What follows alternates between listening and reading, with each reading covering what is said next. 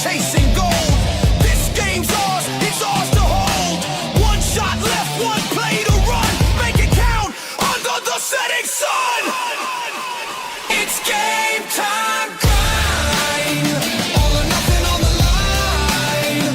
Push through the pain. Leave it all in the rain. It's game time grind. Victory's ours to find.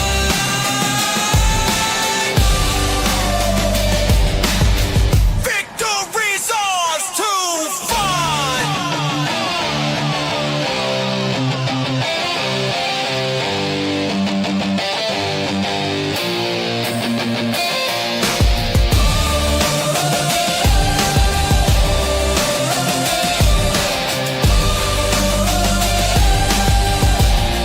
It's game time grind.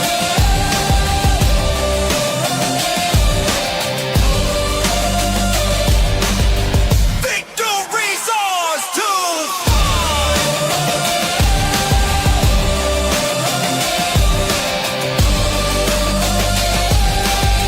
Victory's ours to find.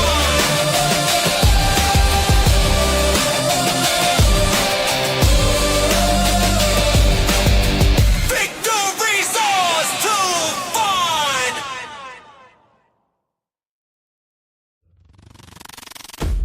Yeah. Cameras on. Stadium buzzing. They brought a Persian to the Big Ten problem. Yeah. Cameras on. Stadium buzzing. They brought a Persian to the Big Ten problem. Whoa. Walking right on my back, scarlet on my hat, they know where I'm at. I lead the Persian talk slick on the set, laugh in the mic, make the fan base sweat. Old school rug, new school flex, call out plays like I'm reading the text. From the 50-yard line to the tailgate smoke, I turn stats to shots, let the rivals choke. I lead the Persian, say my name when the beat start jerking. Bucket talk, got the whole room swerving. If you soft, change the channel, you nervous. I lead the Persian, big game vibes, whole squad lurking. Helmet shine and the trash talk burning. Every show, every week we working. White stripes on the field, that's runway lights. I make legends out of long shot nights. Saturday's war, I just tell that story. Turn field turf into fame and glory. Call it how I see it, straight cut, no filter. If you hail from the north, better brace for the blister. From the horseshoe seats to the couch at home, when you hear this voice, yo, ready? No. Turn it up, turn it up. Tampa in the building. Steve walking like what? New week, new smoke. College crowd on go. Steve talking that talk. Make a mascot fold. Green drip on the fit. Gold shine on the wrist. If you're lining up wrong, he gon' put you on the list. Steve what it takes. That Bulls talk. Watch him run it. USF on the screen. Whole squad, they be bumping. Hard hits, loud trash. If you saw it, better duck. Welcome to the show, little bro. That's tough luck. Logo on the cap. Headset full stats. He don't care about feelings, he just care about facts. Call out your team, then laugh at your scheme. If you see green horns, charging better clear out the screen.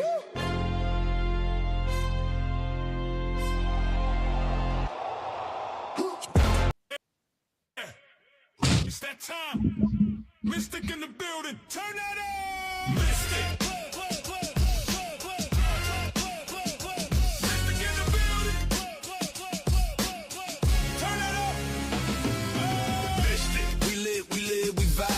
Crowd so loud, got the rival silent. Run that score up, ain't scared of nothing. Mystic on the field, yeah, we came to crush them. Pass, pop, helmets clash. Whole squad hungry, ready to smash. Talk big talk, better back that breath. Mystic on your line, that's a promise of stress. Trash talk flying on the 50, say something. Hands in the air, whole section stay jumping. Good evening, ladies and gentlemen. I'm your host, Ali the Persian, and this is the Game Time Grind here on 4th and 10U. You might be watching us on the Finn's Tailgate. You might be watching us on X. If you're on X, come over to the YouTube side. Come over to @4th and 10U. Subscribe. Turn on the notification bell, right? Like, check out some of our other content. Come join the community, right? We're trying to grow this channel. I have some big news that's going to be happening soon. We may have a special guest tonight, possibly. He may or may not be able to join us, but If he comes through, I'll definitely bring him up. But before we get started, what's up, Steve? What's up, Mystic? Mystic's on time. What dimension are we in that he is on time? We're in the fourth mystic dimension. Oh, The fourth Mystic? Okay. I was just curious if maybe your premiere of your next Twitter space that you're hosting got canceled or something, and you were able to show up on time. oh, dang, yeah, you're right. I'm such a busy man. I had time to pencil this in tonight. Oh, kid, happy to be here, man. Happy to be here, man. Definitely, man. It's been 2 weeks since the national championship game. I want to say maybe a little bit more. It's been a little bit more than that, hasn't it? Yeah, a little bit more, but not too much more.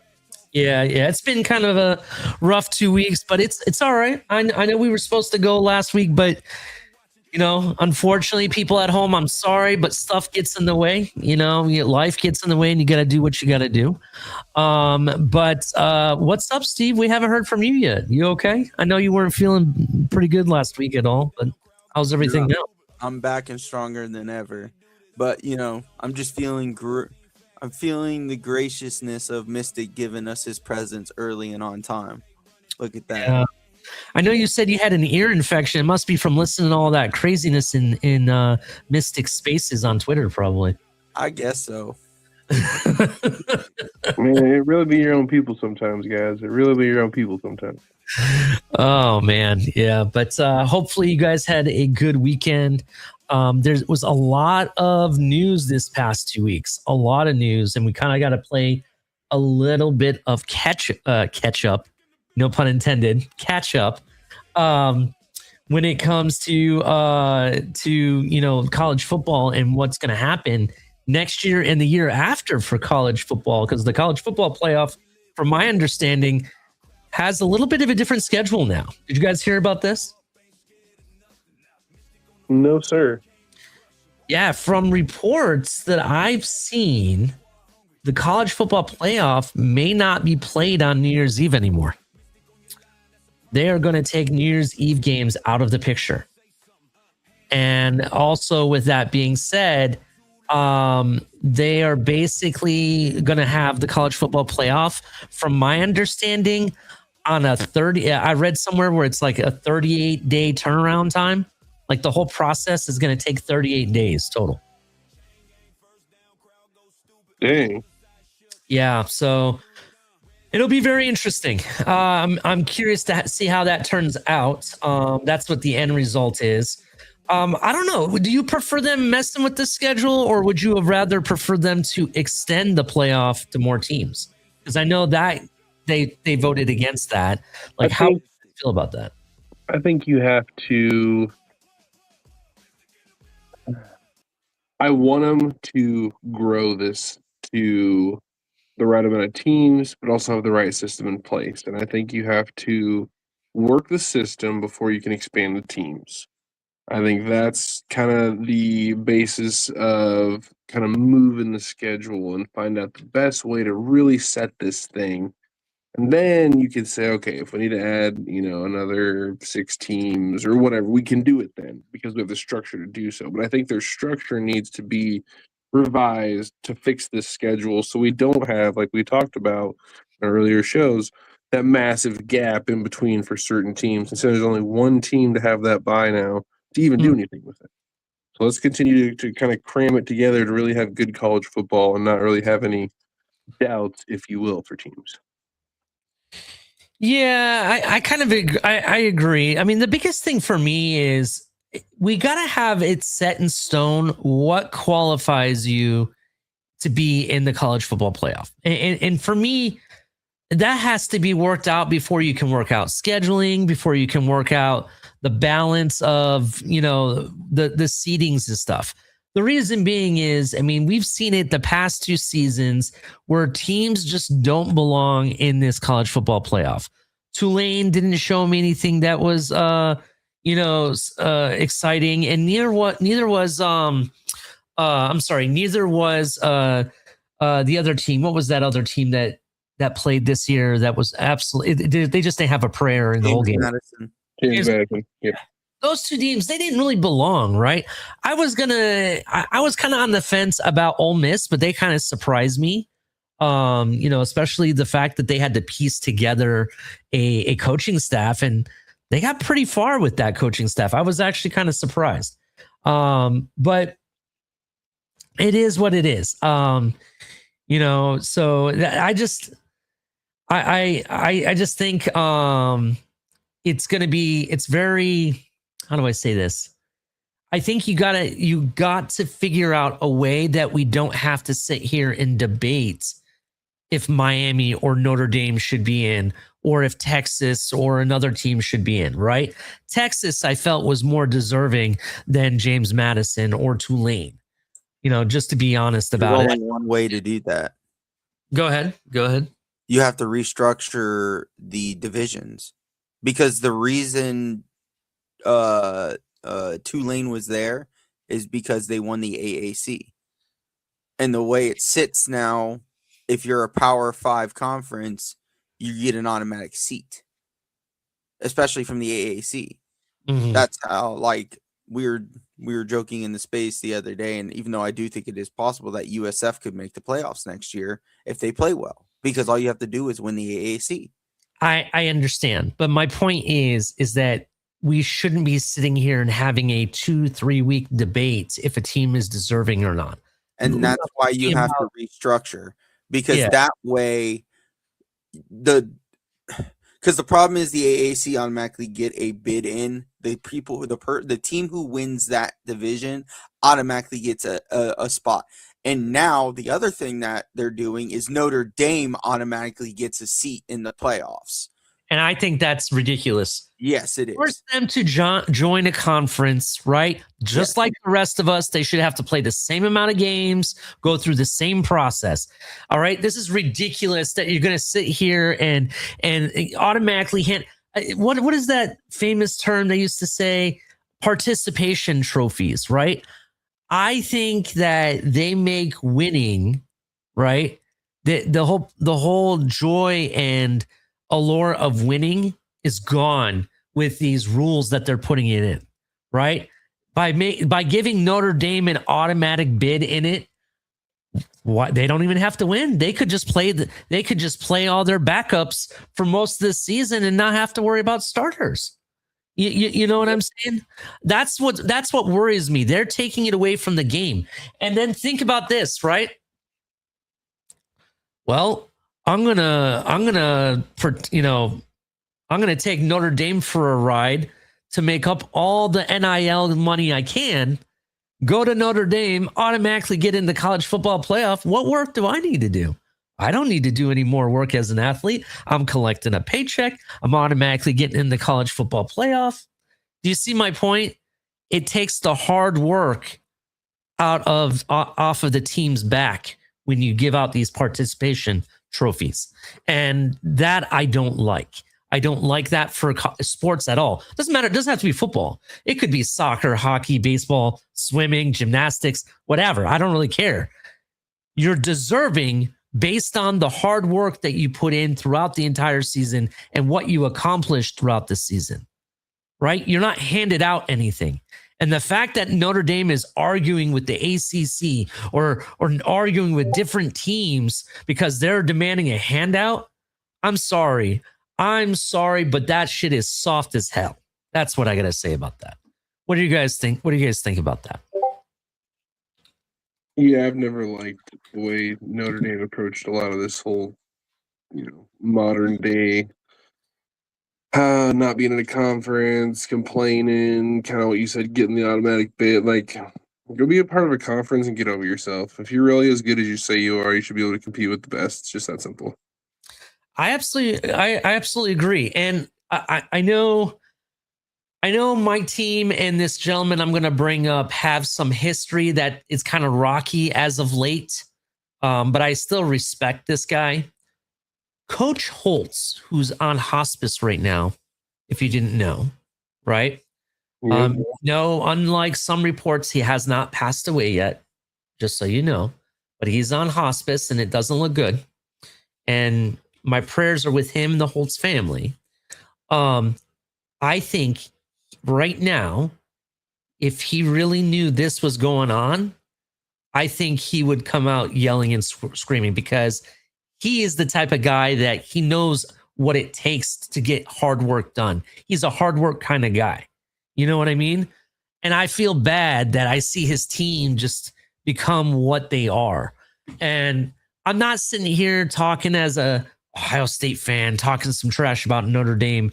No, I'm talking about the whole process alone. It doesn't have to be Notre Dame. Take Notre Dame out of it. The whole process alone, even NIL, has made college football soft, in my opinion. And the reason I feel that is when you're paying millions of dollars to athletes, even more than a rookie NFL contract in some cases, or as much, what work do they have to really put in to show? If they're already getting the paycheck, what else is there to do? You know what I'm saying? That I feel like NIL and in handing out automatic bids into college football has really changed the trajectory of not just the game itself, but the talent and the athletes that are a part of it. You know what I mean? By telling you don't have to work as hard because you're automatically going to get there. That means that as an athlete, I don't have to drive. I don't have to put in the work. I don't have to develop. I'm automatically going to get there. Those are my opinions. Now, some people may have a different opinion. That's fine. I'm just giving my opinion. I don't know how you guys feel. What do you guys think? Do you think by handing out automatic bids in conjunction with NIL and how that's affecting the game, do you think the game has become a little bit softer, or are you worried about the longevity of the talent that could come from college to the pro level? I mean, I think we see the reflections on the league now where it's like it's always been next man up gets highest paid contract, but it just seems so magnetized because of the NIL. And we're even having conversations these days where it's like, is he even going to go to the league? Like, he's a later round pick, but he's a 4-star recruit. And he's getting more money in an NIL every year than he'll see in the league this year. Like, you're talking these kids might get $2 million this year in NIL, but his paycheck's going to be like $650,000. Like, it is just the culture of NIL is slowly leaking to the NFL. And you're absolutely right. I don't want to say soft, but definitely entitled. And that leads to people not putting in the work. So you end up with the schools that don't have the most NIL. And that's where and it kind of leads to why there are guaranteed teams in the playoffs, because you have these teams in these divisions that don't fork out the big money to NIL.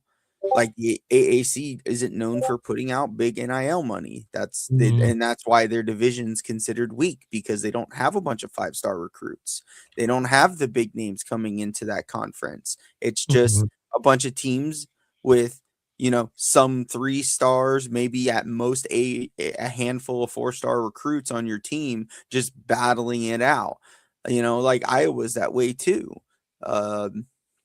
Like Wisconsin, like, you see what I mean? Like, these teams, and that's why they have the guarantees, because they come from these conferences where they don't have the best competition.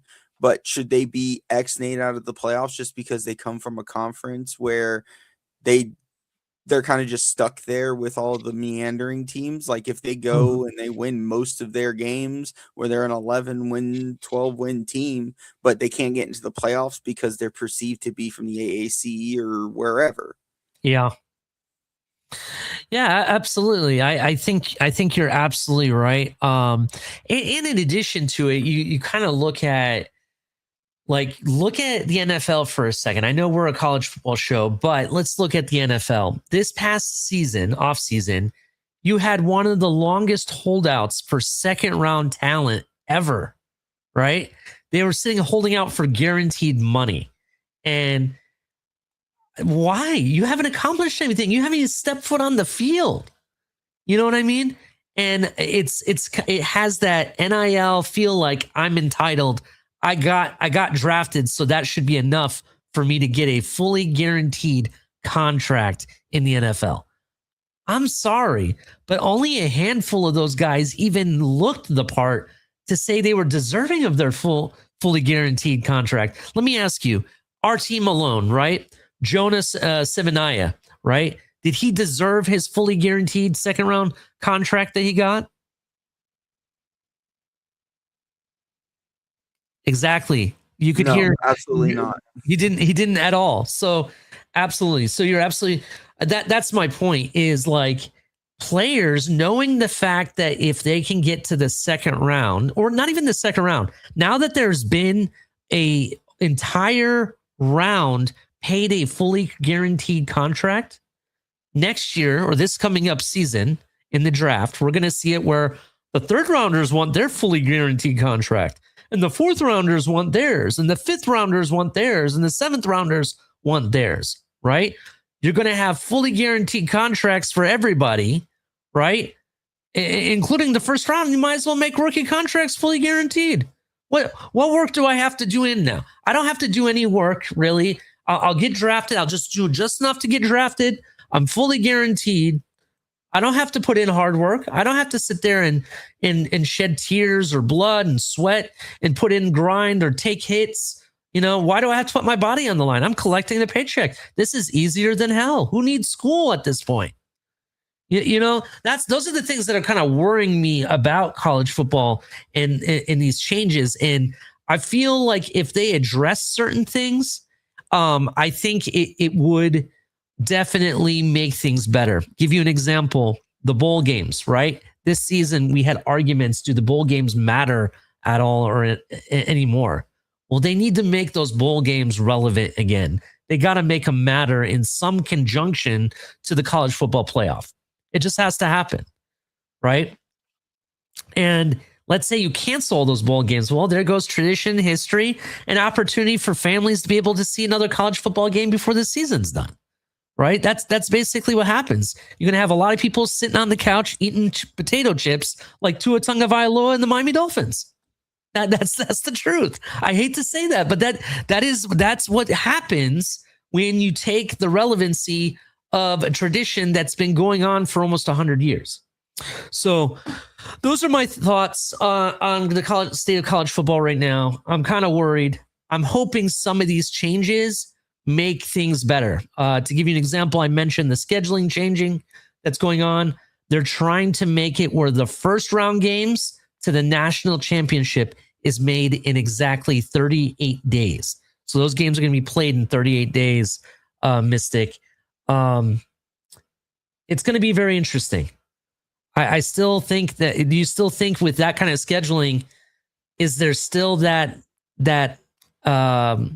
how could I say it? What we want to call it, like a weakness when it comes to being the bye round. You know how we were saying that there's 2 weeks in between the first round and playing the bye, whoever got the bye. Remember how we were talking about that and how it takes the leverage away from the teams that won and got the first round bye because they don't have that edge anymore. 100%. You know what I'm saying? So do you think playing a 38-day schedule, does that fix things? I mean, I guess we have to see how it's laid out, I guess. Right. I think that's where I'm at. Like, I like the sounds of it. I just kind of want to see what are they meaning by it? You know, give me your layout. Let me see what it's going to look like. Yeah. I'm just excited again to see some change, to see if it's going to improve that. You know, it looks like they're trying to improve the overall, again, what is the playoff. So let's see if this helps benefit the situation. Or if it just continues to add to the problem, right? I want to shout out to this guy named Niners. He seems like a cool guy. Don't make these kids any soft than what they already are with guaranteed money before they've earned it. Absolutely. They haven't earned anything. They haven't earned anything when it comes to the pro level, let alone, I get it, in college football, they're playing games. I get it. But even in college football, you got some people making $4, $5, even up to $8 million, from my understanding, that don't deserve it. You know what I'm saying? I don't know. Go ahead. I'm sorry to cut you off, Mystic. I didn't mean to do that. No, you're good. I mean, I actually finished my take really, so that was perfect on your part. I mean, we've talked about this with the league, right? Like the league, and again, I'm not the biggest basketball guy. Y'all know this, but if I'm correct, like their contracts are fully guaranteed. And I feel like that's where this league is going. Like, I get the concern. And what I was saying earlier, right? Like, you're guaranteeing this money, and to what you were saying about like it's you're creating this where they don't have to do much to earn anything. Those late round picks, even if their money's guaranteed, you're talking pennies on the dollar. They're losing money by going to the league. So the fact that they're even going to league, they do have something to play for. Because and again, it was a stupid comment when he said it, but look at what the old Steelers wide receiver Antonio Brown said. You can't live on, what was it, $12 million or whatever, $100 million. You can't live on that. Like, these kids aren't even sniffing that after the fourth round. They're getting guaranteed $2 million over 4 years, something like that. So they still have money to play for and reasons to get on. But the early round guys, the first, second, and third rounders, you have to do something to incentivize these contracts or lessen them if you're going to continue to make them fully guaranteed, because you're just giving away money to these kids. Like, and I don't think it was necessarily that Jonah was not putting in the work, because I do think he was putting in the work, but he didn't live up to the expectation of getting a fully guaranteed deal. Like, yeah, it's $11 million. Whoa, over 4 years, but you're still getting a fully guaranteed contract where like $11 million was like, wasn't that what we gave Dan Marino when we extended him? Wasn't his contract like $11 million? And that was for a franchise quarterback. You're getting franchise quarterback money as a rookie. So I want to stop you there real quick, just real quick. I want to inquire about something. So I get it, depending on where you live. Like if you live in New York City or you live in California, the tax rate is absolutely ridiculous. I'm willing to bet that maybe even in the Seattle area, the tax rate's pretty ridiculous as well. But my question for you, and even not just the tax rate, we're talking about cost of living in general, just cost of living alone. That means rent, food, anything that you need, your electric bill, all that stuff. You're talking about $12 million is not enough to live. I think it depends on how you invest your money. If you have a smart person representing you financially, they could put your money into, and before I even make this comment, please know we're not financial gurus. I have no certification for finances or anything. I'm just telling you easy stuff that you can Google search. You can Google search this, right? But I'm not giving you any financial advice here. That's not what I'm doing. Well, and also to be clear, I wasn't saying that I believe that either. No. I'm commenting on what Antonio Brown said, not what you. I know you don't necessarily believe that, but I'm commenting. I'm adding something to that conversation. These players with a fully guaranteed contract, let's say it's $2 million, right? And let's say after taxes, they collect maybe $1.5 million, maybe a little bit more of that, but we'll just say $1.5 million. That means they have $500,000 spending money. In addition, you could take $1 million of that money and put it into a high yield savings account and just sit there and live off of the interest yearly. So let's say they put $1 million into the savings account, and let's say they make enough to where they have $5,000 they can put in to the high yield savings account on a monthly basis, right? Just in 1 year alone, they can sit there and accrue $34,000 just 1 year on a regular high yield savings account that the APY is about 3.3%. You put that over their lifetime of their contract, which is, we said second rounders are 4 years, right? Am I correct on that?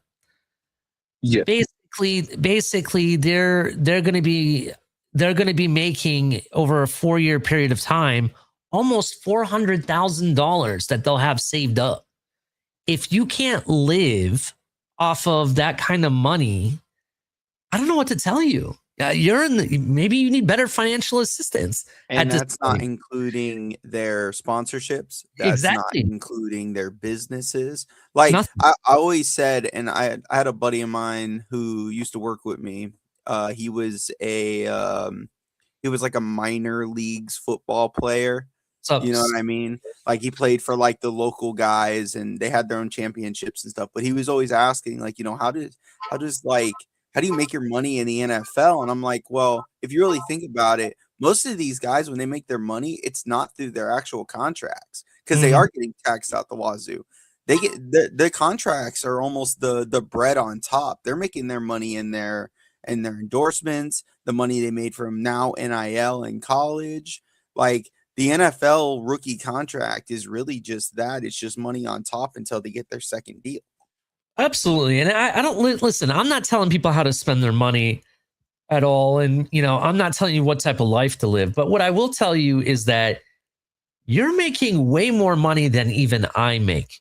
Me and based on these calculations, if you think about it on a yearly, you're one person making, and I'll divide this into 4 years. We'll just say over $100,000 a year. That's more than I make. I have to equate my wife's income and my income to get over $100,000 a year, right? So I don't get when you say $12 million, not you, I'm talking about Antonio Brown. How's that not enough to live, bro? You can go live in Tennessee or other states that the cost of living is very low and live very peacefully and beautifully. I don't get it. I really don't. But what I'm worried about, forget about what they can, how they can live in all that. I'm worried about the fact that this is going to put an issue on the development and talent that we have coming down the pipeline. It's going to stunt their growth and they're not going to be playing to get better. They're just going to be playing just enough to get paid. And I don't like that. That's what I'm worried about when it comes to NIL. Some people said, no, NFL doesn't do that. There's still dogs out there. They're still going to play hard and get drafted and all that and whatnot. Maybe you're right. Maybe I'm wrong. But over the past 2 seasons, I've really noticed a drop off on talent where second rounders are not playing to the level that they should. And you're seeing more and more third, fourth, fifth, even seventh rounders making teams becoming a thing. We'll talk about Kader Kohu, one of our defensive backs for the Miami Dolphins, undrafted free agent, right? Undrafted rookie, signs with us, and he ends up becoming really good. You know what I mean? Well, and I think based on what I've seen, he should have been a drafted player. Just my opinion. No, that's bad. So those are the things that I'm talking about. Is that I feel, while I do think I agree players should be paid, I think the money is getting so crazy that if I'm a player, I know I'm getting hundreds of thousands of dollars, if not millions. What do I have to do? I can feed my whole family. Everything's going to be great. It's going to be a free paycheck, free ride, right? That's what I'm kind of worried about, and that's why I brought it up.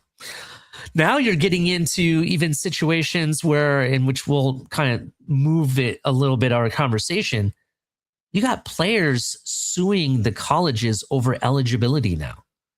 You have Tennessee who their quarterback, Joey Aguilar, is suing the NCAA over eligibility, right? There was even a lawsuit that was about to happen with the quarterback out of Washington. I don't know if you guys saw it, but he committed and then he decided, nope, I don't want to do this. I want to go to a different team. Forget which team was that he was trying to go to. But even then, there was issues where there was some legal and financial issues, and there was going to be a lawsuit until he finally recommitted, ended up staying in Washington. So it's just getting this whole shenanigans in college football is getting kind of crazy. And I think the NCAA has to go. They need some type of oversight that's actually going to lay the hammer down when it's needed and not sit here and play games based on money. I will say I do, even though like I understand like how the fans feel about it, but look at what happened with the quarterback they just got. He had to sue his way out of the school because he signed an NIL deal and wanted to leave and go to Like they tried to make him honor the NIL deal. And we're getting to a point now where they don't even have to honor them shits. If they don't want to be there, they can just, all right, I'll sue you and get out of this. CCRR says, I've noticed a pattern of 5th overall picks being busts. That's a conversation for a different show, but yes, I agree with that one. What is up, Lewis? I see you there. Go ahead. Wasn't there a rule that used to be like if you signed with a school, you were forced to be there for 2 years? Didn't that used to be a thing? I think there was a 2-year waiting period for you to transfer. Yes, that used to be a rule. And that's another thing. They This need whole to enforce transfer that. thing. They need to enforce it. But it's this whole transfer thing is so ridiculous. I think it should be a rule that you're only allowed to either transfer once if it's just like your first time and you're just making the decision because you think it's the best thing for you. But then you have like an emergency one in case like your head coach leaves or there's some type of I don't want to say human rights, like some type of form of discrimination or something like that should allow you to leave the school as well. But beyond that, I don't think it should be like, oh, you're going to pay me. I'm going to collect 800,000 here, 400,000 there. I'm going to go to this school and make another 150,000. No, I don't think that should be a thing. You know what I mean? I think that's too ridiculous. But yeah, let's move on from this. We're going to get into some Senior Bowl action. But before we do that, I have some news that I'm going to break here. And yeah, we got some breaking news. So let's get into news. This is 4th and 10 breaking news. So, as I said earlier in the show, we are going to be doing things a little bit differently over the next several weeks. We are going to be focusing more on the road to the NFL draft from a college football perspective. So me, Mystic, and Steve are going to be breaking down different positions on different weeks. We're going to be talking about combine, players, pro days and whatnot. And there's going to be a lot of excitement here on the show. Along that way, we're really trying to grow the show. So we really ask everybody that's watching at home, that's on the Finn's Tailgate side, if you're not watching from over there, or if you're on X, come over to @4th&10U on YouTube. Please subscribe, hit the like button on your way out as well. We really appreciate that. But we have some giveaways. I was talking about buying a hat of your favorite college football team. That is still in the works. But we have a new partnership with a buddy of mine. We're going to be giving away trading cards. Yes, real decent, actual trading cards. Mostly college football. There might be some pro football players, rookie cards that we're going to be giving away. So what's going to happen is when we finally get to 100 subscribers, which we're on our way there, we're going to have a giveaway for the hat, which I'm going to give away to a lucky random subscriber. We're just going to put all your names in a bowl, and I'm going to pick one, and whoever gets it, gets it. And then the next one is going to be for a pack of trading cards. And there will also be a partnership with this company that I'm working with, which will have a QR code, and you guys can get certain discounts on trading cards, even individual cards that you're looking for, not just packs. So like, for example, if there's a certain player that you want, I can make sure that guy hooks you up with that certain player that you might be looking for, or a certain type of card, and it doesn't have to be college football, it can be basketball, pro football, whatever. But we're going to be giving those away on the regular. So stay tuned. There's going to be a lot of news with that as well. I was supposed to have him on the show today. I believe he got busy at his other job, unfortunately. So we will come back to that in a different day. But let's keep it moving here. We want to talk. People want to talk about this national championship game, man. So, what did you guys think of the game?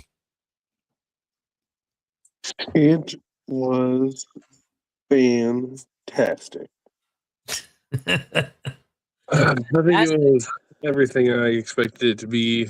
Obviously, I didn't necessarily have all my picks up to, through the college football playoff super great, but, I had said the way Miami was running, I was like, really, when it comes down to it, the only other team that I would pick over them was going to be if they ran into Indiana. Otherwise, I was going to pick them to win out. That was, in previous episodes. So it just kind of goes to show there's just something different to Indiana this year with Kurt Signetti.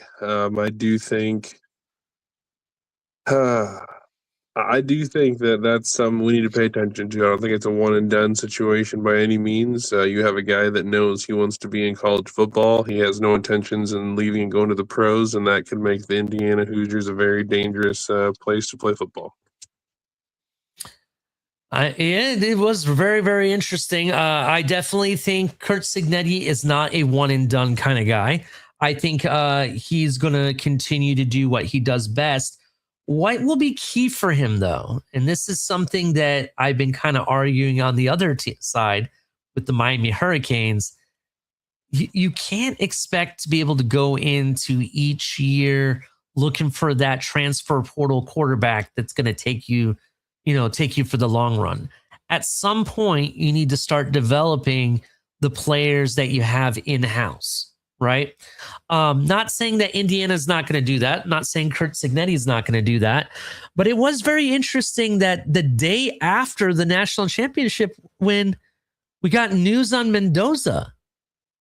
And it wasn't Fernando, but his brother transferred to Georgia Tech. Did you see that? I know, very interesting.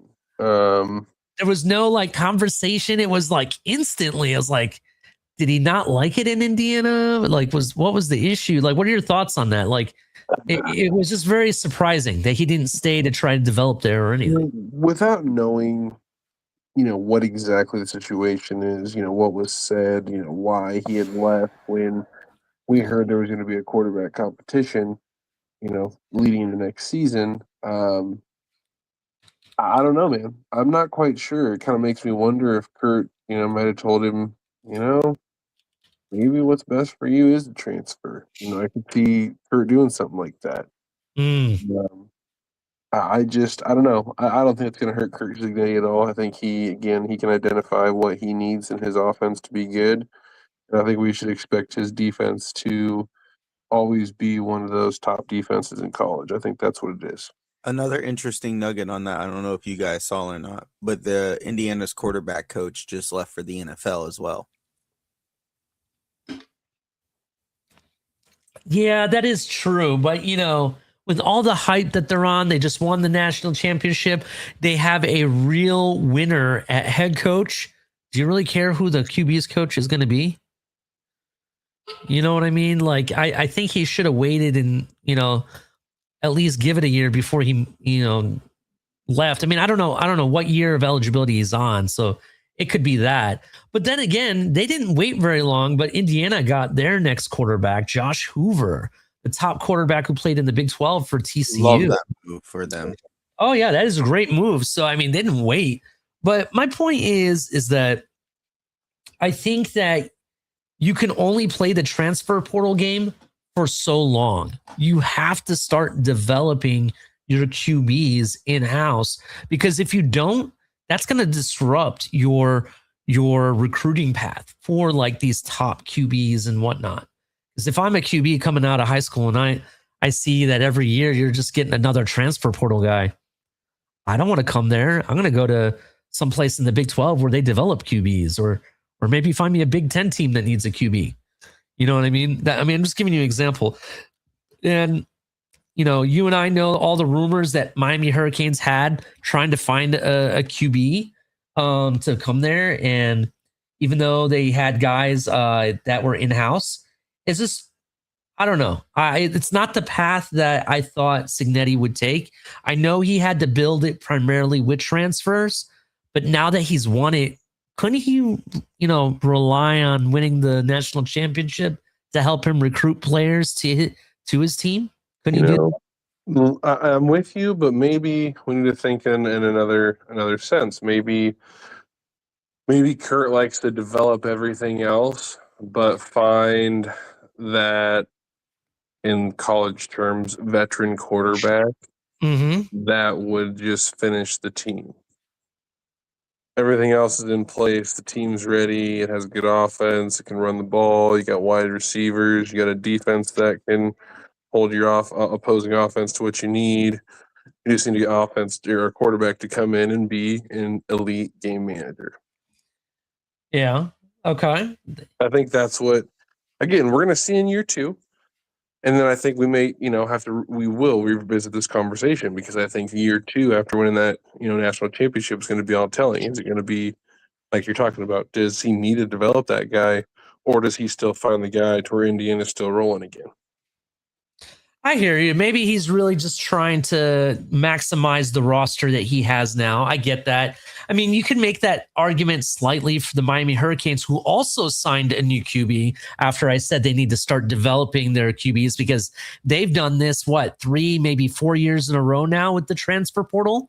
Yep. They went and got, what's his name? Darian Menza. I think that's how you say it. Darian Menza out of Duke. The guy had 35 touchdowns and over almost 4,000 yards. So heck of a player. I think it's awesome for him. And I think he's coming to a much more talented team and a better head coach, in my opinion. But that guy, Coleman, is still sitting there, right? He's in the room. When am I going to get my chance? When am I going to be able to show you the talents that I have? You look at Ohio State, for example, and I know I talk a lot about them because that's my team. This is a college football show. We have Julian Sayin, right? He wasn't part of our recruiting plan. We got him in the transfer portal when Saban decided to retire. However, this is the big however, he was redshirt freshman, and ultimately he has 3 more years of eligibility left? So that makes sense. But how many times could you see a team that continuously went and got a one year quarterback rental each year? You can only do that for so long. And for me, that's the problem that I think that Miami has. They've never really been able to find a real guy to be their guy outside of Cam Ward. But even then, they had to rent him for 1 year. They never been able to find it homegrown. You know what I mean? And Ohio State, the last 2 seasons, we haven't been able to do that. But years prior, we've been able to find it homegrown. CJ Stroud, for example, and whatnot. So it is what it is. I just think that teams have to start developing, and I'm not saying that they can't go in the transfer portal. I'm just saying they can't rely on it. And it just seems like a lot of teams have tried to rely on it over the years. Look at Texas Tech, for example. That team is the most expensive roster in all of college football for a reason, because they paid hella money in the transfer portal, right? Even Texas Longhorns, for example, they played after the game they lost to Ohio State in the semifinal the year before. They played that roster, re-signing players, bringing people from the transfer portal like crazy. $100,000 deal here, $1 million deal there, right? And it still wasn't good enough. So I just think you can only play the transfer portal so long. That's all I'm saying. You can't rely on it. Any thoughts, or did you guys get bored with that conversation? Sorry. No, you're good. You're spot on, really. Like I said, it's going to have to be one of those we're going to revisit, because the facts will speak for themselves. I think the NIL plays into this portal more often than not. Mm-hmm. think you have guys that they want to develop in house, but then you have other teams that come and just offer more money, so they lose guys, so then they have to go into the portal to fill a hole that they just created by not paying a guy more money. Which is Yeah. why you need to build your developmental train. It goes to exactly what Ali said. Yeah. The That's way why- you get out of paying big money in NIL is by bringing in recruits when it's straight out of high school and developing them into being what you are. It's funny. It's almost like that marries the NFL. Ain't Yeah. that crazy how that works? That's true. That's actually what I was about to say is college football is becoming the NFL essentially. And if that's the way they want to do it, then fine. In fact, teams are starting to hire GMs. What's his name? The former quarterback of the Colts. God, what is his name? Why can I not think of his name? Luck. Andrew Luck. Andrew Luck is the GM of Stanford now. To give you an example. I want to say Virginia Tech and some other ACC teams have signed and hired GMs, right? I want to say South Florida has a GM too, Steve, but I could be wrong about that. Don't hold me to it. But they're hiring GMs and they're there to find talent and run it like a professional style team. And I kind of like that. I kind of like it. But at the same time, right? I see a lot of these schools taking advantage of these transfer rules and just really living there rather than develop players in-house. And I'm a believer you develop from, within before you can take from out. You use the transfer portal as a band-aid, not as a source, if you get what I'm saying. Absolutely. That's what I think. Now, let's talk about the game a little bit more because I know people want to get into that review, and then we'll get into the Senior Bowl because I have a lot to say about that. So the game turned out the way exactly how I thought it would be. They came out gunning for Mendoza from the get-go. They were hitting him. They were making sure even when he wasn't getting sacked, he was getting touched somehow. They hit him from behind. They tried to take his legs out. They went for his head. There was one time I thought he got hit right in the neck and everything. He had a bloody lip. Exactly what I thought would happen. The defense went after him. What was disappointing is how long it took Miami to get Malachi Tony to start going. It seemed like in the first half, they didn't target him enough. I would say they didn't. The offense didn't seem like it was clicking enough with him there. And I think because they were able to kind of negate Malachi Tony in the beginning, it allowed Indiana to kind of hold and maintain things to eventually win the game at the end. That's what I think. Now, in the second half, Hurricanes came out with Malachi Tony. They were making plays. It was Miami is what I thought they could possibly do. But it just wasn't enough. And I knew from the get-go, I told you guys, Hurricanes, it was going to be good, but it was not going to be good enough. And Mendoza, in the moment, the biggest moments, he was clutch. And that's why he's Mr. Clutch. That's what I will call him. That's my nickname for him. He was clutch in the clutch moments. And that's what won the game. Was there any surprises to you guys?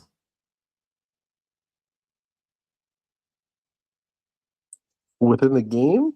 Yeah, in the game. Was there any surprises? I think. I guess it depends on how you look at it. I knew Miami had an elite defense. I would say there were some flashes of some guys from Indiana's offense. It kind of like you're gonna watch the process of the combine and things and see if they continue to stand out. But I think maybe we wanted to see a little more from Mendoza at times. But I think that goes back to my point about him all along. Is I really think he's just an elite game manager. I think that's what he is. He's not going to make that mistake. He's going to make the plays you need when your quarterback needs you to make them. I think that's what we'll continue to see him do at the next level. But we'll see kind of how that goes. But I mean, ultimately, it always came down to what we also talked about when it came to Miami. It was Carson Beck, making the big mistake when it mattered most, and that's what he continued to show that he does in the biggest moment is he makes those mistakes. As much as he tries not to, it always comes back to him. So it is what it is. Great season for Miami, but better season for Indiana. Yeah, it definitely was. I want to say like some of the players that surprised me. The running back from Indiana, not their main running back, but the backup running back. I want to say his name is Black, maybe. Yes. Is that his name? Black. He really surprised me. I liked what I saw from him. And he showed out at the Senior Bowl too. Yes, he did. Yes, which we'll get into definitely. The other running back on the other side for Miami, Fletcher, he did what I expected. He performed the way I expected, and he did what he had to do. I wish I could see a little bit more. I think this season it started out hot with CJ Daniels, but they didn't really maximize with him throughout the season. And I feel like I kind of felt like he kind of disappointed me. I don't want to say he disappointed me because he did make some plays, but I wanted to see more of it. You know what I mean? I know there's more talent there, so that was a thing. And I'm gonna say it. Carson Beck didn't impress me before the offseason, didn't impress me during the offseason. He impressed me during the Notre Dame game, but since then he really hasn't impressed me, and he really didn't do anything that really impressed me in the national championship game. He's Carson Beck. That's what I saw. I was gonna say I don't know what we would be looking for in Carson Beck. I mean, he's like the fundamental backup that for some reason is starting. And yeah, he stepped up and won them the game to get him to the championship. You can't take that from him. You can't that say game nothing too. beyond that. Yeah. He stepped up. But did he really though? He just didn't make any mistakes. But he scored the game-winning touchdown with the run. Remember that. He led the final drive and ran it in himself. And he made a play doing it. And he made a few throws in there that I believe he had one that I think he intentionally underthrew to cause the defensive pass interference in that game. So like you can't take that from him, but it's almost like what's the phrase? Even a broken clock is right twice a day. Like that was like that one game for him, and he does that he's done that every year in college. He has like one or two games where he looks like, man, why can't you do this? For most of the games, we would be talking about you as a higher round draft pick like you wanted us to when you went back to college. Because I feel like that's the one story people haven't been talking about this year. He stayed in college to get a better draft pick, and he didn't help himself at all. Like, at all. Yeah. He might have made it worse, to be honest with you. Yeah, I kind of think I kind of agree with that. There's some players that I would agree stay in college for another year, and then there's some players that why did you stay another year? You just made it worse for yourself, right? Because I personally think Carson Beck. I'll give you an example. He kind of reminds me of Ewers, right? Ewers had all this promise throughout his career, and everybody thought he'd be a first round talent, only to become what, a 6th round, 7th round pick, right? Yep. And Carson Beck had all this promise, won the national championship, did everything you possibly could do, with the Bulldogs. He should have just retired, to be honest. Not retired, but went to the draft. That's what he should have done. And it is what it is. I think he would have been drafted much higher than what I think he's going to be drafted now. But we'll see. We'll see what happens. Something could surprise me, to be honest. I did want to point out too, real quick.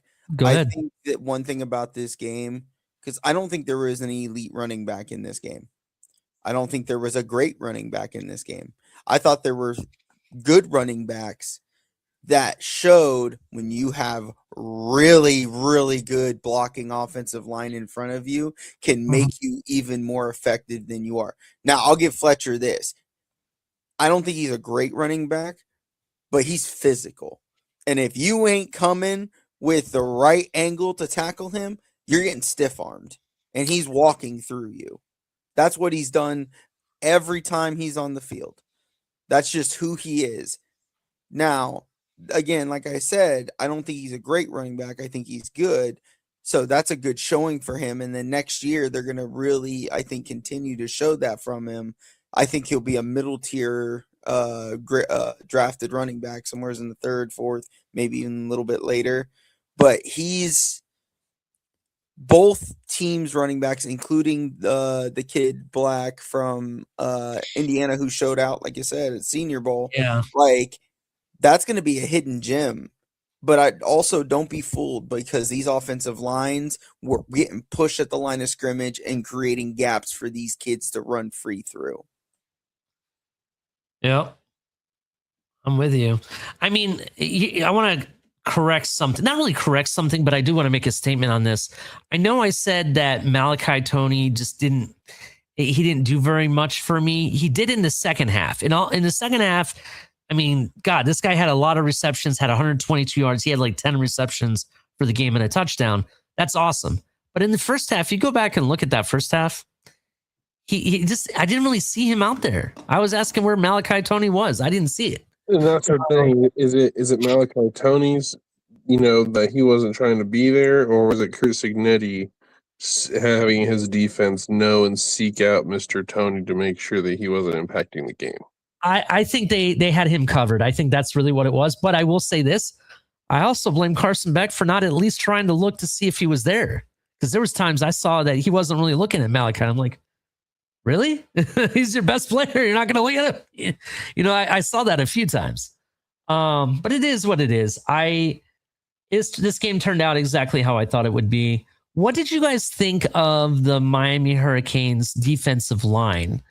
Do you think it stayed the same throughout the whole game, or was there a drop off from the second half from the first half to the second half? Well, I'd say second half when they really turned it on. I thought they turned it on in the beginning in the first half, to be honest. Maybe I'm thinking about that wrong. I'm just thinking about when they started to get momentum and get back in the game and that kind of thing. Yeah, I know what you're talking about. Yeah. They had some impactful plays that allowed them to maintain momentum on the comeback. If those plays aren't made by that D line, then you probably don't see that momentum continue to swing the way it was at times. But I would say not as impactful as game prior because they ran into a very sound offensive line group. Yep. I will say this, and I know this was kind of like a running joke at some point. Ruben Bain showed up in this game. 8 total tackles, 5 solo, 1 sack, and then 2.5 tackles for loss. That's a pretty good game for him, to be honest. Absolutely. The other guy who had a crap ton of tackles, Mohamed Toure, I think is how you say his name. I could be wrong about that. 11 total tackles.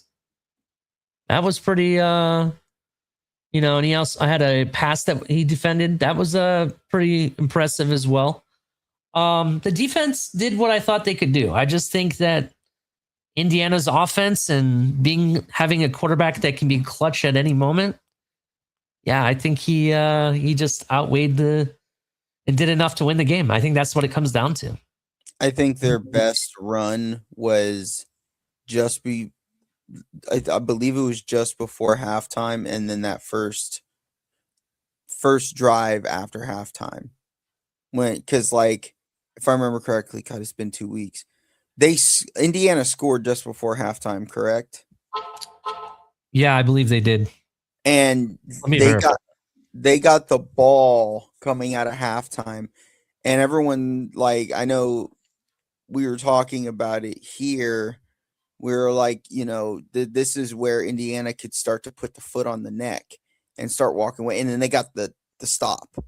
And that defense just kept getting stops. And that offense Miami's offense just could not get it going at all. Yeah, they got the touchdown in the second half. No, I'm sorry, second half, the second quarter, right? It was 10-0 Indiana. And then Miami wasn't able to score until the third quarter. The third quarter Exactly. But is the when defense was showing up that entire time. Like I felt so bad for that defense, and I've been giving Bane, grief we all have. Yeah. all Yeah. all year because I expect more. This is what I expect you to do. And I'll be honest with you, early in the game he had disappeared. I was, oh, here we go. And then the second quarter and he started to pop up again. And then the third quarter he popped up again. And then the fourth quarter he started making plays. Like and that's what I was asking for. Like just impact the game. I don't want to hear pressures. I don't like tackles for loss is great. That's what I want to hear. But I don't want to hear pressures, man. Like Chop Robinson was pressuring the crap out of people, but he never got sacks. And now look at him in the NFL. A lot of pressures, not a lot of sacks there. I don't want to see that. I want to see you. I don't care how many people are on you. I want to see you impacting the game. And that's what he did. And that's all I ever asked for. Yeah, I agree. I definitely thought he impacted the game. I thought, like I said, this is one of the best games I've seen him play. And I did feel bad for that defense because they came to play. It just, the offense just, I mean, it wasn't that they did horrible. They had like a little comeback going. It's just that they got into their groove too late in the game at that point. One other thing I want to point is, and going back to Curt Cignetti, and this is how much I respect this man. I knew when Indiana won the game, and it wasn't at the end of the game. It wasn't when they were leading. It was when Curt Cignetti finally cracked a smile, after they scored a touchdown. Because he all season, this guy doesn't smile at all. He looks at you and says, "You could have done that 1,000 times better." You know what I mean? Like it was like you just did something horrible. And he finally cracked a smile after all season. I was like, yeah, they got this game. This game's over. That's when I knew Indiana won. But shout out to the Hoosiers. I think that city where Indiana's at and how they filled they filled their city. And I don't know if you guys saw the videos after the game, people in the streets in the winter, screaming their heads off and everything. Shout out to them. They're very well deserved.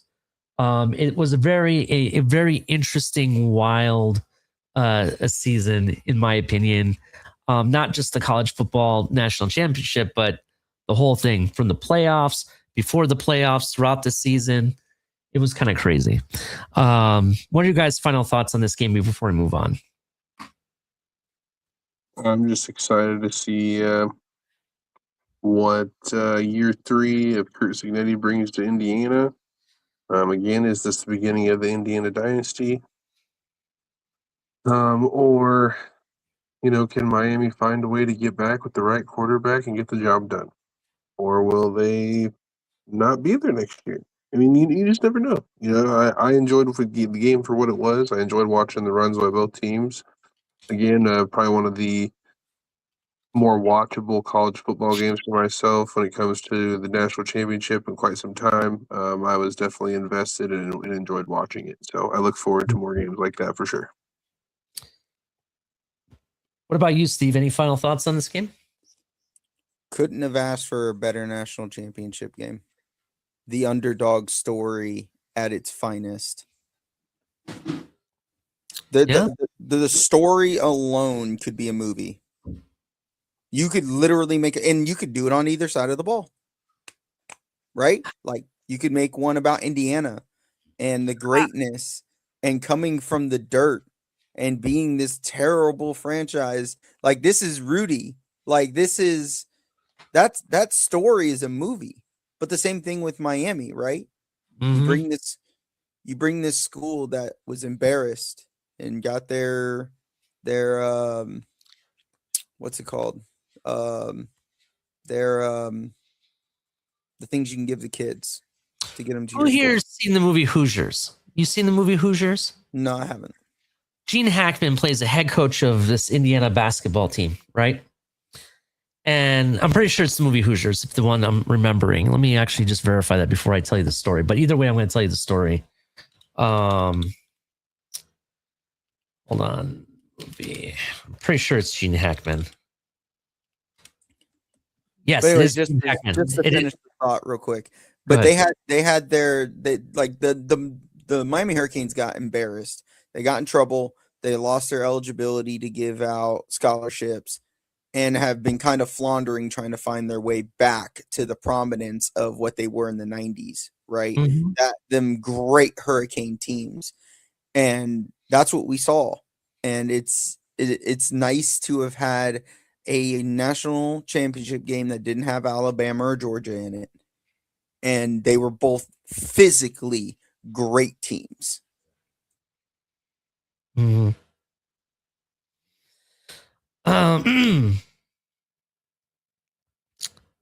So, yeah, I definitely agree with your take about both teams that they could make a movie about it because, to be honest, this was I hate to use this term because both teams were really good, but technically they were both underdog bowls, right? Miami having to take the long route, had possibility of playing teams like Georgia and in the other SEC teams. And then you had Indiana that they've never been there. They've been this team that they've lost more so than any other program in college football history. Right? They hadn't been relevant since 1965. There's a movie called Hoosiers, which is about an Indiana basketball team, high school basketball team, with Gene Hackman. And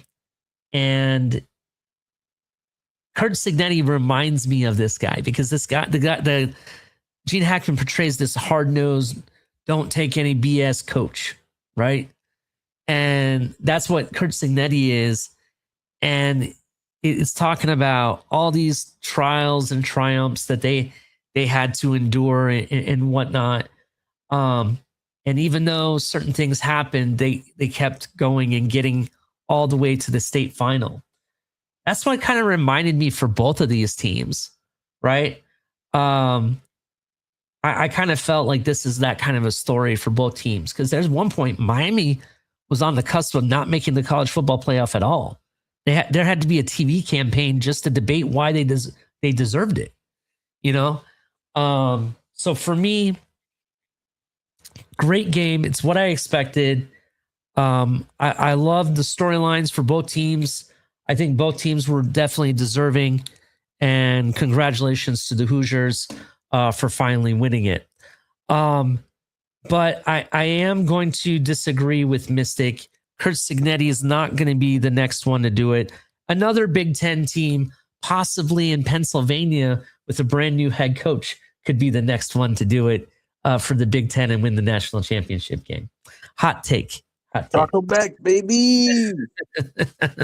That's what I'm saying. That's a hot take there. But it'll be interesting. Will it be Kurt Signetti to be the first Big Ten team to win back-to-back national championships for the Big Ten? Or will it be another Big Ten team that finally rises from the ashes? We have a lot of talent in this Big Ten, so it'll be very, very interesting. But congratulations to the Indiana Hoosiers. Congratulations for the hard fight and awesome college football playoff that the Miami Hurricanes provided. They even beat my team. What can I say? They were very well deserved. But we have more to talk about. This Senior Bowl, right? We want to finish this off with some news about upcoming events and events that have already passed. The Senior Bowl was this past weekend. It was very interesting. It wasn't as exciting. I want to say the East and West Shrine Bowl was a little bit more exciting to me, but there were some players that I think, really increased their value a little bit. Garrett Nussmeier, the quarterback out of LSU, he's being touted as the MVP and key prospect to watch after the Senior Bowl. I also got some players that they're saying that really may have kind of hurt themselves with the Senior Bowl. I don't know if you guys want to hear about that, but there's 5 NFL prospects that they say kind of hurt themselves when it comes to their draft stock. Why don't you hit us with those? Why don't you hit us with the 5 worst? And I got a nice little Five Well, best. Okay. Okay. yeah, like 5 or 6 that have popped. So let's go Well, for that. this guy, I hope he has no connections with our current head coach for our pro team. But Boston College offensive tackle Jude Bowery, Bowry, Bowery, I think, struggled during one-on-one matchups, showing his inability to be left on an island.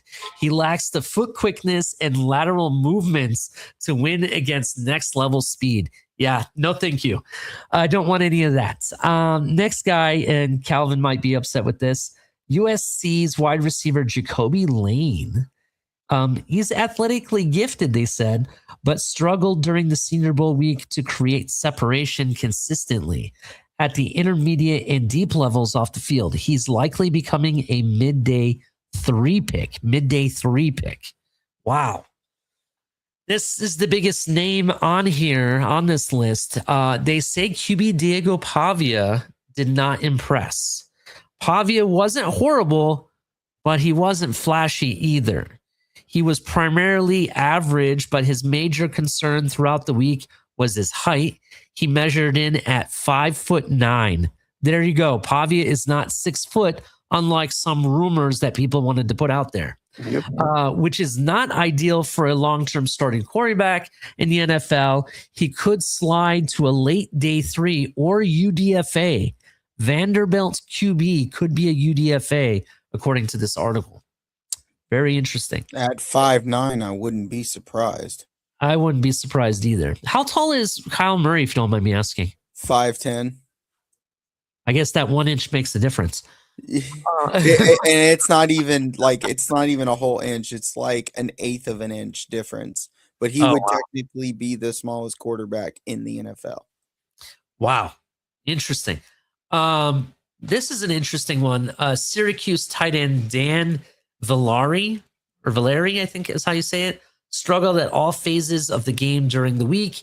He couldn't sustain blocks due to inadequate pad level and inability to generate power. And Penn State safety Zachy Wheatley, I'll go with Zachy, I think is how you say it. Wheatley lacked the desired traits for an NFL safety during the week. He showed little physicality downhill and struggled at the point of attack. There was no impressive reps in coverage as well.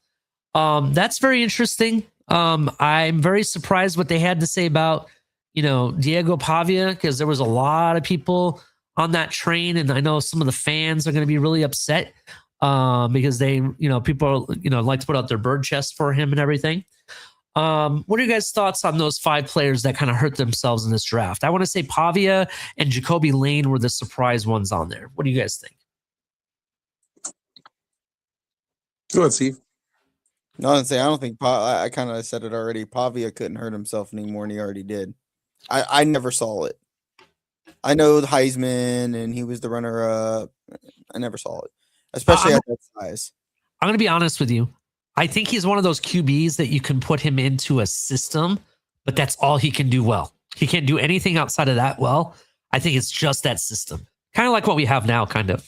Outside of that, I don't think anybody really, Jacoby Lane, I wasn't a big fan of. He had some, it was all traits and no substance. So, yeah, I don't think there was anybody in that list that I had high hopes for that necessarily, I think I get they're saying it hurt their stock. I don't think they had, maybe Lane might be the only one in that I think really hurt them that had some stock, in my opinion. I think Pavia being a Heisman finalist and then finding out he's 5'9", yeah, definitely doesn't bode well for him. Was playing at a high level when it mattered, except for when he ran into a top 10 defense in Iowa, and they showed him the business. So he's been on a downtrend since his peak was being a Heisman finalist, and that he peaked. It's all down from here. Again, to your point, I in the article, I don't wouldn't surprise me one bit if he is a UDFA. Interesting. What were your thoughts? You had some other players that you wanted to bring up. So on the contrary, we have some people who were some lookers, if you will. Guys that kind of were doing some flashy things. People, I've heard a couple of these people, a couple of these guys I haven't heard of. Yep. It's possible you guys have probably heard of them. So we got an offensive tackle out of Arizona State, Max Henekor. Projected to be a first or second round pick at this point. They said they're not sure. He got beat all week in practice. The dude's 6'6", 325, and has quick hands and feet as one of the biggest bodies at practice. Best of all, he's young and still has room to get better. Definitely a physical specimen, and he's a right tackle. And he can move. Yep. I mean, Definitely. Like I said, he definitely flashed. Huge flash. You have another offensive lineman that kind of surprised me too. That maybe I'm not looking as much in depth to the University of Florida and kind of the talent they have at the individual position. I kind of look at the overall team, and they didn't really gel. Nothing really crazy flashed to me, but their center, Jake Slaughter, definitely his flash, looks great as a potential in NFL ready interior lineman. 6'4", 305. Pretty much handled his blocking like just business all week. No problems. Rarely loses in 11-on-11 work. Really looked fluid when they had him in good situations. Slaughter, much like the Iowa center, both of them, I think you could translate to guard because of their size. 100%. Another interesting player here, FCS quarterback, from North Dakota State, Cole Payton. Interesting here. I'm saying he could be a late round, if not a UDFA, but what's flashed about him? He's a 6'2", 230, has good accuracy, anticipation. There was a clean pocket pressure and blitz efficiency metric for past North Dakota State quarterback prospects. We had Trey Lance at a 5.19, former first round pick, right? And you had Carson Wentz, a 7.19, again, former good pick, overall, top pick. And you got this Cole Payton, significantly more efficient than both of those quarterbacks at an 11.89. So this kid can definitely process and get, take care of the football in clean pressure blitz. Like he knows what he's doing. Like it's interesting to see. That's that gamble. That's that North Dakota State gamble. Are you going to get that guy, or is it just going to be kind of a one and done, kind of what we've seen with some of these guys? Like it's very interesting to see what North Dakota State quarterbacks turn into. Mm-hmm. And then let's see. We'll fly up here. This one's been obviously here we go. We'll transfer to my homerisms in the Iowa situation. You guys think I'm going to talk about offense, but I'm actually going to talk defense here.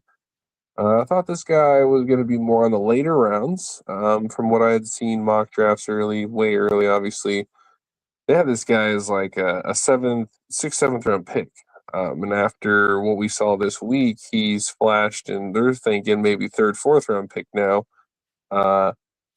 Max Llewellyn, edge rusher out of Iowa, 6'5", 255. They like his size, his ability to consistently disrupt, and his ability to stop the run. Just an overall good edge rusher. Kid has a nasty spin move. He had a nasty spin move that, like, dude was like, "Hey, I got you. Where'd you go?" It was nasty. Nice to see things like that.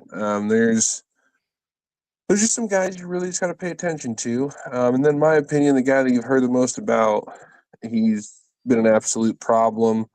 I think one of the best offensive linemen that we've seen at the Senior Bowl would be, in my opinion, Jennings Dunker, right? He's only one of the only guys to handle this dude one-on-one, and it's Lee Hunter, defensive tackle out of Texas Tech. That dude has been absolutely wrecking people.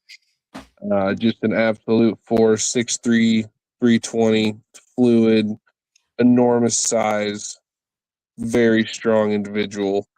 He's going to be one of those rare talents that if he lands in the right situation, he's going to hit the ground running. He has 34.25-inch arms, by the way. Yeah, that's... He was the player I was going to talk about next, but go ahead. Go ahead. No, I'll take it, man. You got some more stuff. Take it. I was going to say that he's projected in the second round. However, after this performance of what he did in the Senior Bowl, they have him projected as a first-round pick for a lot of teams. I do think this guy definitely has the size, 320 pounds, 6'3", as he said. He has 9-inch hands. His hand size is 9 inches, right? He does look like to be a guy that could be definitely a ball buster when you're facing him from the other side. His weakness that they say, though, is that he can easily be displaced against offensive linemen who are washing down and clearing, lacking the awareness of the movement. That's what they do say that some of his weaknesses are. But his strengths, he possessed an explosive first step, getting to the body of the offensive lineman quickly with good pad level and hand usage to create leverage. Against the run, he wins against base blocks and generates pressure into the backfield, often making plays or forcing them to redirect. He can penetrate combos effectively, shooting through with good foot quickness and lateral movement. Overall, he's big body and can clog up multiple gaps and create havoc against the run, which I really like that about him. I really like the fact that they say he's really good against the run. As a defensive tackle, it's not always going after, the quarterback. You're really there to clog up the run, to be honest. And it sounds like he does that very well. So he's a guy that I have my eye on. Definitely. Oh, absolutely. What do you got, Steve? I was going to say, if I could add one that I didn't see throughout the week, Malachi Fields was decimating every corner that was on him. I don't know so much in the game, because obviously, like I said, I didn't get to watch it because of reasons, but during practice, he was eating everyone up. And I mean, you're talking about a 6'4" wide receiver with the ability to run routes. Mm-hmm. Yeah, that's it right there. So he was on the list too that I had. He had his contested catch ability and quick release off the line. Very, very impressed coaches from what I heard. There is another wide receiver I'd like to talk about that impressed, but go ahead with your take first. He might not have like that super flashy speed, but the way that the dude can create separation through running routes is going to be just elite for him. Because he's a big guy and he's got some good hands. You know who he reminds me of? What you got? And people may not like this. AJ Brown. I can see that. Interesting. AJ Brown was, for me, I've been following AJ Brown for a long time, even prior to the Ole Miss days. So very, very interesting. What's the wide receiver you got though, Ollie? Who you got? So I had this guy kind of on my sleeper list. I was going to save him for when we talk about sleepers for the draft, but he kind of broke the news a little bit in the Senior Bowl. So it's no longer so much a sleeper because everybody kind of found out what he can do. Tyron Montgomery out of John Carroll. He is a 5 foot, I think he's 5'11" receiver. Blew coaches out of the water. He blew away Power 5 competition in drills. NFL scouts were impressed with his ability to track and catch the ball despite limited college level experience. Let me see what else did they talk about him There's some other notes I had about him I wanted to bring up. Let me bring that up here. Just give me 1 second to find what I want to talk about. While you look that up, and Yeah. and I know Mystics heard me mention this name before. I think I've said it to you too. There's an edge player out of Florida in this draft, and he's been flying under the radar, and he impressed during practice. The son of the Hall of Famer, Warren Sapp, Tyreek Sapp, the edge out of Florida. He has the build to be a 4-3 D end or a 3-4 outside linebacker. Intrigues me. Very intriguing. So, just to give you a comparison, so Malachi Fields, the guy Steve was talking about, is 6'4", 218 pounds out of Notre Dame, right? Tyron Montgomery is 5'11" and only 190 pounds out of John Carroll. Montgomery was the story of the week coming into the D3 school from John Carroll University. Nobody expected to see what they saw, and that was one of the best receivers at the Senior Bowl. He was incredible, blowing scouts away with his ability to beat Power 5 corners. He showed speed ability to track the ball, incredible athleticism on jump balls. He's a converted basketball player, new to the position, but his football IQ showed up both on the field and in interviews. He earned his way to the draft, and he maybe end up going a lot higher than people think. That is what people are saying about him. So I want to see more. I'm going to watch tape on this kid. I heard about him. I was told that he's definitely going to be a sleeper, but now seeing what they say about him in the Senior Bowl, it's kind of confirming what I was told. So I'm going to watch some more tape, and I'm pretty sure he's going to be on my list, but I don't know if I should put him on the sleeper list now that the cat's out of the bag. You know what I'm saying? That takes the whole premise of being a sleeper away. So we'll see. We'll see. But yeah, he's a guy that I'm really interested to see his path to the draft. So definitely. Any other players that you guys had anything notes about that you want to talk about? I do got probably like two more quick ones here, just because one of them's kind of interesting. I don't know. I always like TCU players when they pop up. I don't know. It's just also about the Horned Frogs. I don't know. It's just weird. Yeah, safety Bud Clark. Another one I had on my list. Go ahead. 6'1", 185 pounds. Showed up, made plays every day. He proved he can read and anticipate quarterback decisions at a high rate. Like, I think that was the biggest thing, is his ability to diagnose what's going on and just say, I'm going to make a play. Had a really nice, from the safety position, covering that deep part of the field. Quarterback tried to fit it in. He breaks over the top, gets the interception. Really good anticipation, really good speed. Again, when the guy decides, hey, this is what I'm doing, I mean, he gets there. I like to see it. Another one, 6 foot, 228-pound running back, Mike Washington Jr. out of Arkansas. Mm-hmm. Hit 21.02 miles per hour, the fastest among running backs at the Senior Bowl. There's no other back combined power, vision, hands, and pass protection at the size that this dude is. Like, and to have that speed, instant acceleration, dude can be a threat and can absolutely lay a hammer. I think that's a guy. They're showing him maybe 4th round. I think he goes up to the 3rd round after the combine. I think people are going to be looking at this kid saying, okay, we could do something with this guy. What was the name of that receiver? Or that person? Back, Mike Washington Jr. Oh, yes. I did hear about him as well.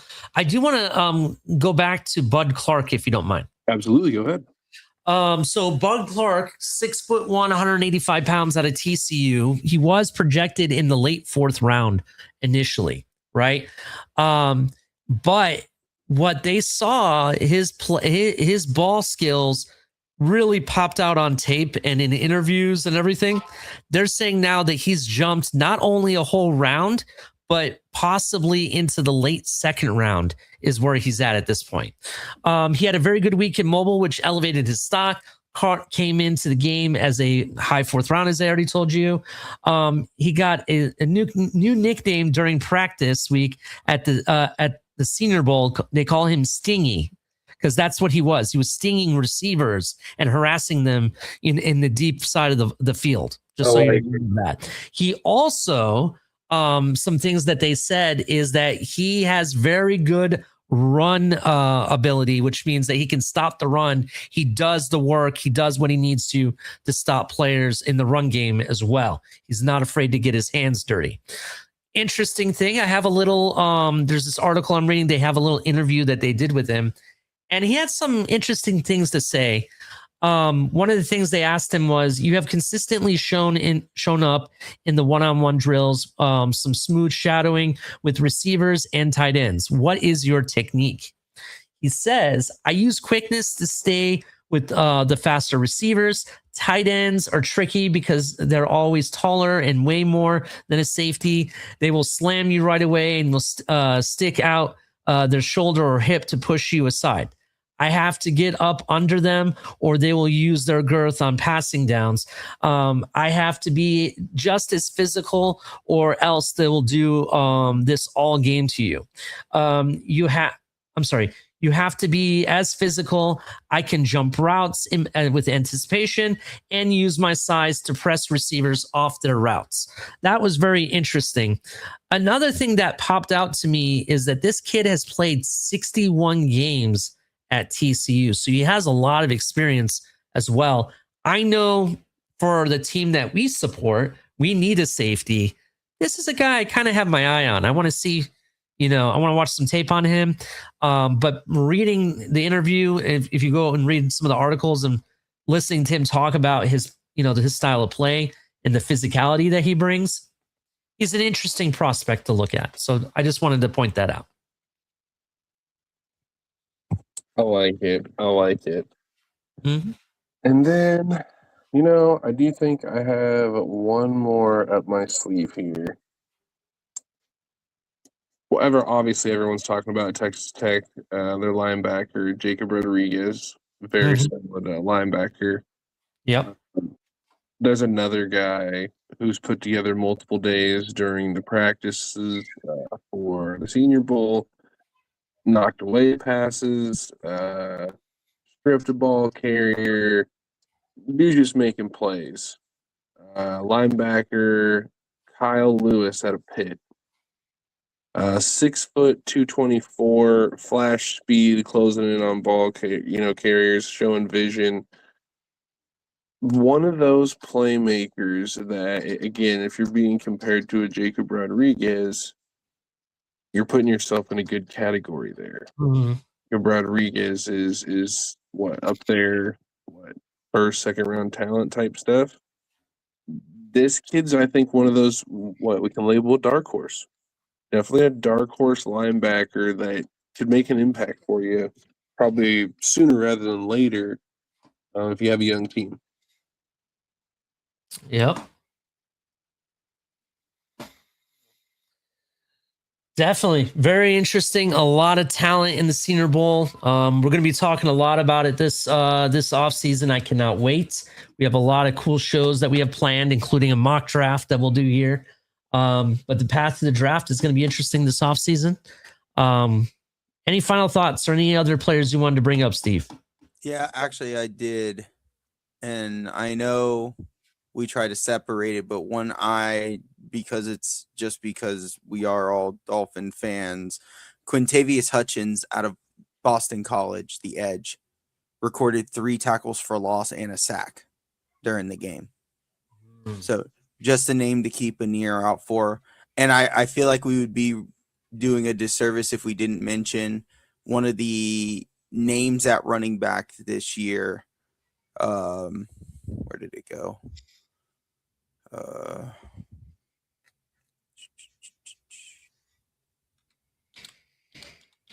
The kid from, I believe it was Stanford or Penn State.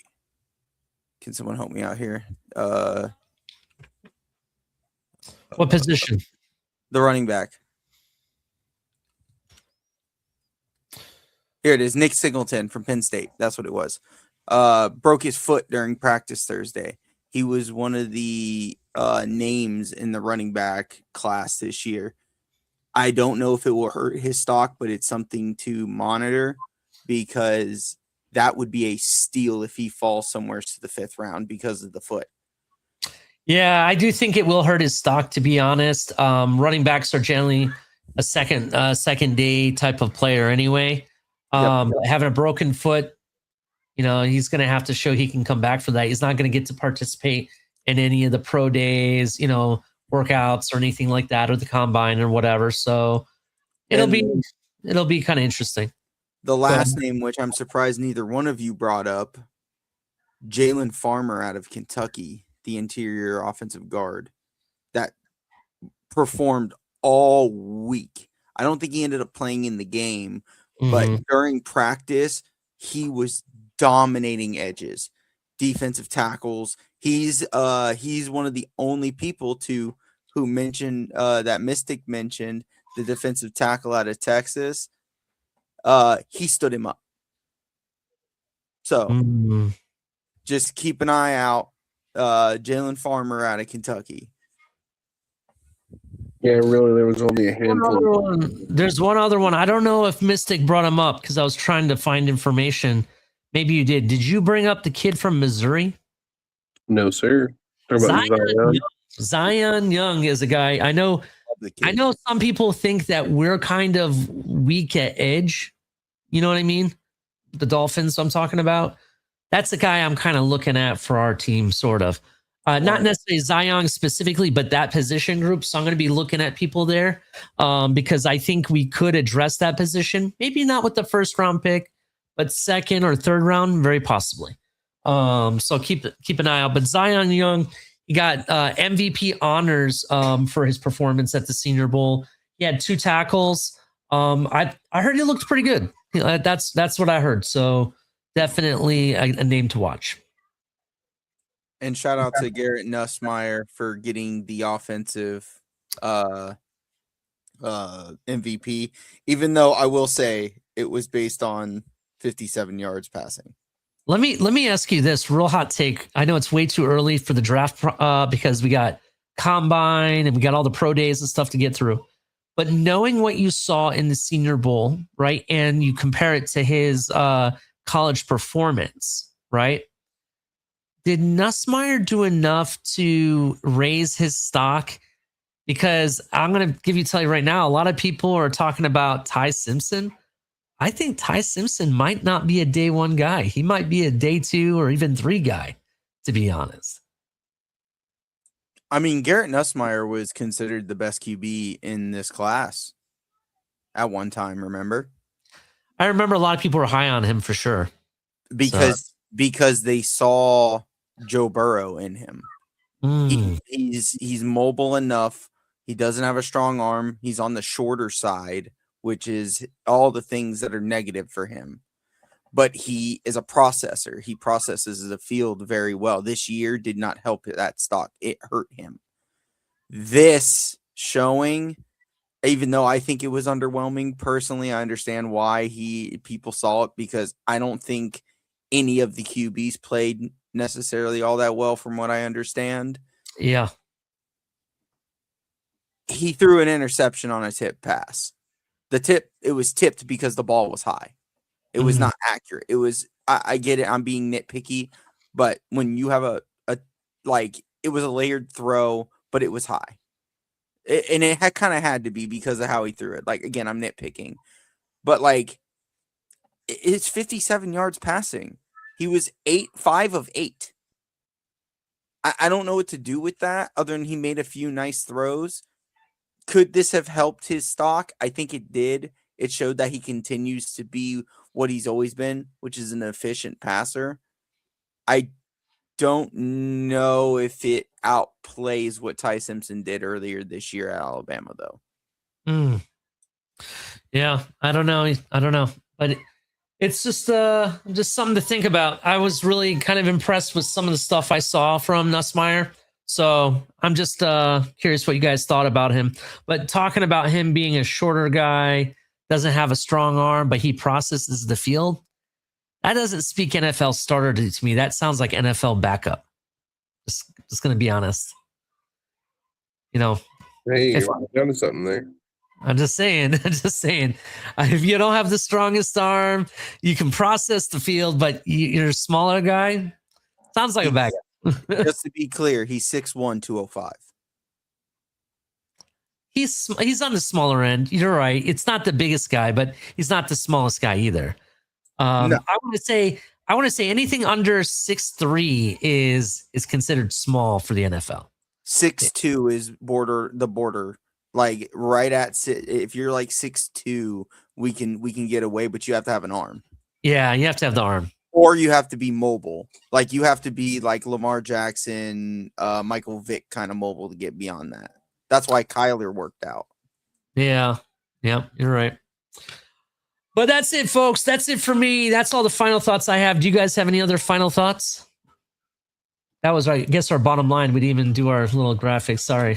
Kind of out of it. Good. Honestly, great conversation. I think that's all I had. I'm, excited to continue to look at these prospects through the process to the combine to see how these drafts are going to break down. So it's an exciting time for prospects when it comes to the off season for college and the NFL.